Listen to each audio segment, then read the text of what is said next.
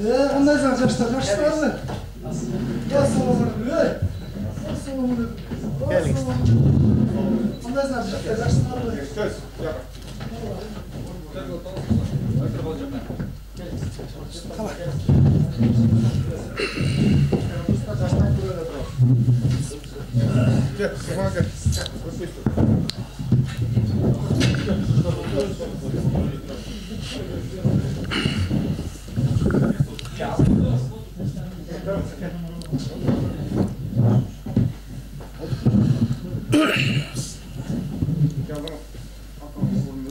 Bunlardan dolandı ama.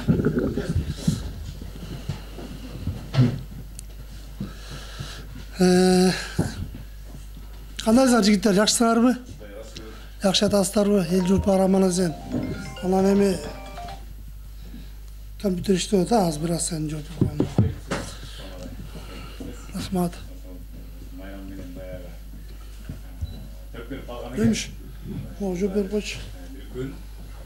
Эме дедиң? Сизерге чоң рахмат. Ишиңизге ийгилик. Жерде баягы жаштарды колдоп, жаштарды ушундай стимул берип, жаштарга аракет кылгыла, баягы оюңарга, максатыңарга ишке ашырганга бизге ушундай жүрүп болуп ушундай колдоп турган үчүн чоң рахмат. Бул жакан китепканага да келгениңиз, дагы башка жакка бул саптын ачылышына да келдиңиз. Сиздин баягы иштеп атканыңыздын белгиси да, белгиси. Баягы аманаттын элдин аманатты сиз мындай кыянат кылбай ушул иш менен ашып аткан белгиси. Сизге чоң рахмат. Бул ишини тааныйсыңар да, жаңы биздин замакибиз Эшим Акылбекович. Эң биринчиден саламатсыз урматтуу жаштар.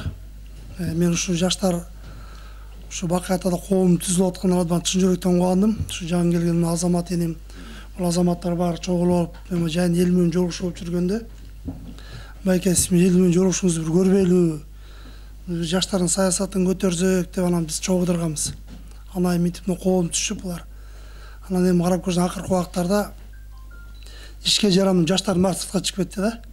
Анан бул жаштар бул максаттары да, койгон пландары дагы мындай бир идеялар да аябай көп экен. Анан ошолордун баардыгын угуп алып сүйүнүп, анан кечеги ошо атабыздын 100 жылдык майрамына келип, мына байкебиз ошол жерде баштан аягына чейин өзү делеп жүрдү. Бүгүн болсо мына Бакыята районунда мынакей айыл өкмөтүбүз турат, 2 төрайымы турат.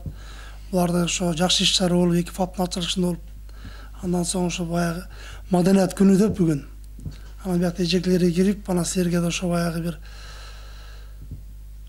айтып койгон компьютерди көтөрүп, белек кылып алып келип калдык. Ошо эң башкысы иштеген ишиңер ак болсун, жолуңар шыдыр болсун, жолдошуңар кыдыр болсун дейт. Ушу баарыбыздын тилегибиз, максатыбыз бир. Ушу сүйүктүү кыргыз элибиз бир өнүгөсө экен, анын ичинен кичим экенибиз депчи. Анан баарыбыз эле күйүп жалын болуп отурабыз. Анан ошо Бакыятада акыркы убактарда бир топ мындай бир чоң өзгөрүүлөр болгон жок да. Чоң жылыштар болгон жок. Анан эми Кудайым буйрса мынакей азыр жаңы жаштар келди, жетекчилер. Жакшы мынакей төрайымдар отурат.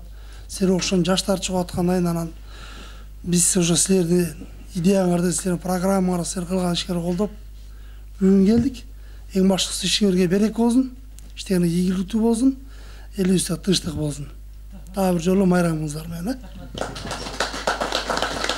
Сиз сөйлөп коесузбу? Урматтуу жаштар, Бул иши биздин жаңы замаким, таанысыздар, тааныбайсыздарбы? Бир жумалы болду. Азамат баштаган. Иштеби була?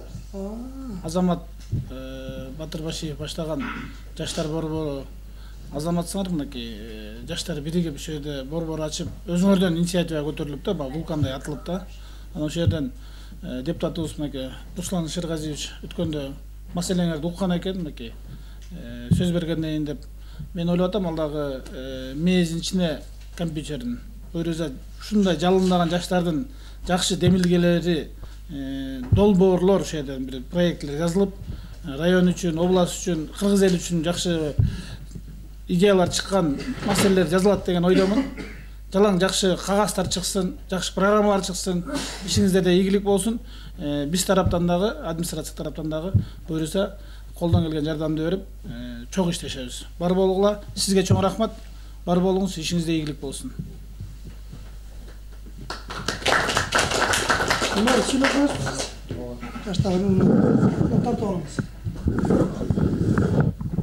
Саламатсыңар. Assalamu alaikum. Урматтуу жаштар, мынакей Азастан кандайдыр бир силердин көйгөйүңөрдү чечкенге биздин жергиликтүү бийлик эмес, жогорку бийлик да киришип атат. Мына Руслан акеден силерге белек болду, кичинекей болсо дагы. Руслан аке бүгүн бизге айылыбызга, аймагыбызга чоң белек тартуулап берди. Бул ФАП деген бул тамаша эмес, чоң жумуш бүттү да, анын жанында бул силерге жөн эле мен кичинекей дегеним ФАПтын жанында Руслан акенин чоң проекттери бар, Кудай буйрса. Анын жанында эми анан любой нерсенин эмеси болот да. Ответи да болот. Руслан акенин эгер бакаятада кандайдыр бир жумуштар болуп чабарман керек болсо силер тикеңерден тик туруп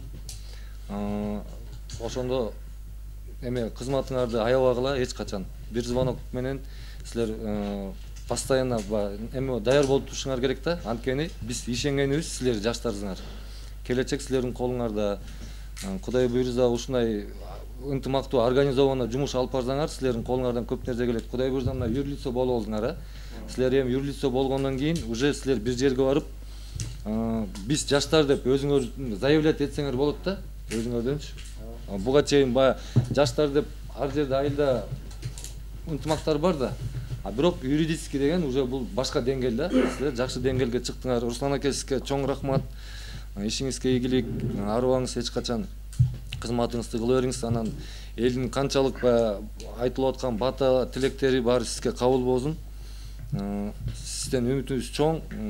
Сизге ар дайым биз сизди көргөнгө сүйүнүп турабыз, кубанып турабыз. Анткени момундай деңгээлдеги кишилер монтип бакаята, никада келип мына жаштардын интересин сурап же эме болгон эмес. Биз депутаттарды шайлоодо гана көрчүк, шайлоо болордо көрчүк да, анан кийин эле болуп таппай калчык. Сизге ишиңизге ийгилик. Мен көп нерсе айткым келип туруп, бирок рахмат.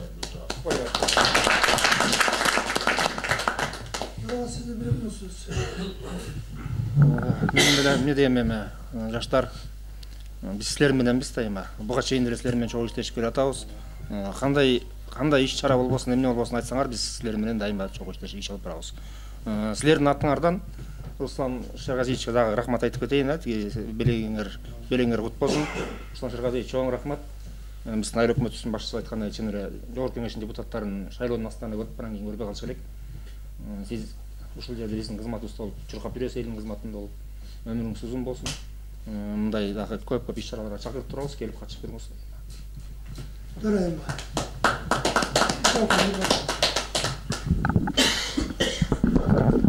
Не дейли, урматтуу жаштар. Урматтуу десек деле эме кылып кетпеңиздер. Просто азыр өзүңүздөр айткандай, биринчи кары келсе ашка дейт, жаштар келсе ишке дейт. Сиздерге, ишиңиздерге ийгилик. Руслан мырза, сизге да чоң рахмат. Мен өткөндө да айтып кеткен, мугалимдердин майрамында да мындай депутаттар бизге келген эмес. Келген, бирок Байдулатов айткандай, шайлоо учурунда келип эле анан грубый айтсам кечирип коюңуздар, коёнун сүрөтүн тартып кетип калышчу. Мына сиз баягы келип баарын көрүп кеттиңиз, эмне көйгөй, эмне жардам керек бизден деп айтканыңыздан жаштар ушуну айтып чыкты. Эми сиз айткан сөзүңүзгө турдуңуз. Эми калганын кийинки биздин Бакаятанын жаштары, мыкты жаштары, мыкты атуулдар бар. Ошолор сизди колдоп чыгат. Сиз үчүн биз жүрөгүбүздү кагып бергенге дайынбыз. Туурабы жаштар? Туура. Ишиңиздерге ийгилик. Бүгүнкү майрамыңыздар кут болсун. Рахмат. Алмазбек өзү жаңы айлык кут боларды уктуңуздар да. Жаңы айлык. Не, мындай эле сүйлөбөйм, мындай эле. Всё кетти.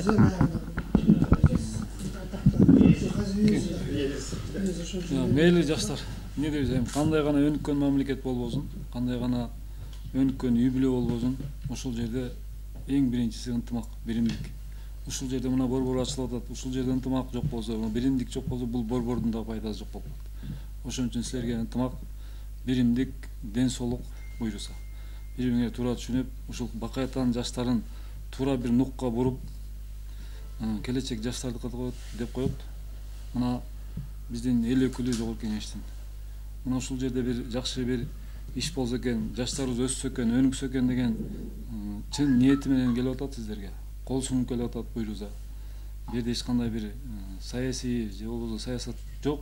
Бул жерде бир гана чын жүрөктөн ушул Бак Аята эли, Бак Аята жаштары, Бак Аята эл өнүксө экен, өссө экен деген ниет баардыгыбыздыкы. Анан силерге ошо ден соолук, силер ынтымактуу, силер биримдикти болсоңор, биз силерди карап сыймыктанабыз.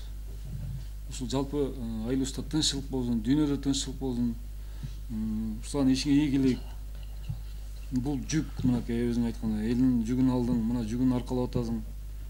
Ден соолук, узун өмүр, журналисттерге, силерге ишиңиздерге ийгилик жалпы. Жалпы ушу биргеликте кызмат кылсак, мен ойлойм ушу кыргыз эли астыга өсүп өнүгөт. Ден соолук каалайм баарыңарга. Урматтуу жаштар, силер дагы Кыргыз Республикасынын Маданият, маалымат жана жаштар саясаты министрлигине мынакей ошо баягы биздин кылган саясатыбыз, жаштар саясаты дагы ушу биз менен бирге да. Анан бүгүн мына жакшы өзгөчө күн болуп атат. Мына убакыт эми тез эле өтөт экен. Ушу баардыгыңар чогулуп келип, Бузурман байке ушундай бир комната керек эле, ушундай бир жаштар бир борборун түзсөк элек деп бир долбооруңарды көтөрүп келип, ушул жерде неметип мынакей ал дагы өттү, мынакей кабинетти болдуңар. Андан кийин мынакей айыл өкмөтүнө рахмат, депутаттарга да жакшы дрон сатып берди. Азыр мезгил санариптештирүү, цифровизация деген заманда. Анан мына бүгүн болсо жакшы компьютерлүү болду мынакей. Мына эми силердин эми кыла турган жумушуңар эми алдыда. Бардык болгон жакшылыктын баардыгын чыгарыш керек да. Бир эле биздин министрлик же биздин бөлүм бир эле ушу Бак Аята жаштар борбору эмес, Ак Дөбө жаштар борбору менен дагы убагында ошол жерде дагы музейден кичине бир комната алып берип, ал жерде дагы жумуш жүргүзүп атабыз бүт айыл өкмөттөрүнө. Анан ушул биздин баягы райондун жаштары жакшы бир саясат жүргүзсө, жакшы жолго түшсө, силерден кийинки жаштар дагы өсөт деп ойлойм да. Анан кийин мына биздин депутатыбыз мынакей Руслан инибиз алдыңарга келип ушинтип подаркасын берип атат. Ишиңизге ийгилик сизге дагы. Мынакей канча жыл бир эки неме мен билгени Бишкек шаардык кеңеште депутат болдуңуз, вице спикер болдуңуз.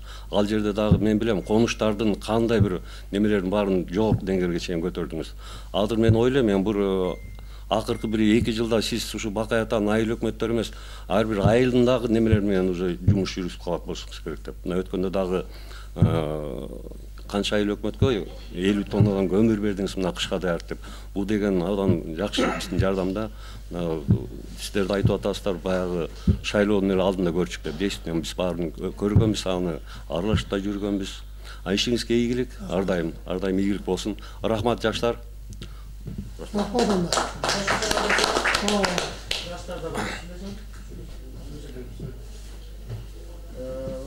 Жаштар борборуна жас алым менен түзүлүп,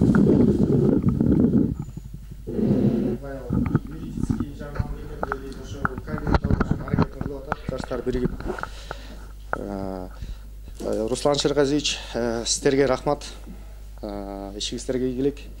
Бат-бат келип туруңуз, балдар байланышып чыгып, керектүү нерсе болобу, көйгөй болобу, байланышка чыгып турат төрагабыз, официальный катчыбыз. Башка регион айтып атат, жаштар менен дагы деп. Ак Дөбөнүкү Күлчөкканда ошо жаштар борборлору бар экен, эми баягы юридически бышпаса да ынтымактар бар экен, алар менен да сүйлөшүү. Жакынкы арада жаңы жылга чейин Үчөмчектин Наматбектин балдары кошулат, Кудай буйрса. Алар Үчөмчектен Асылбектер өзүнчө группа ачылып кошулабыз деп атыр алмаз экенин. Бул Замакин Эшимаки айткандай, жакшы долбоорлор, жакшы нерселер жазып, ушул айылыбыздагы болуп аткан жакшы иштерди чыгарып, дагы элге маалыматты түз так бат жеткизгенге аракет кылабыз. Кыйналып келгенбиз, действительно жанагындай кичинекей роликтерди компьютерибиз кылып атпай, мээсине атпай, 3 мүнөттүк ролик ушундай кыла албай кыйналып атканбыз.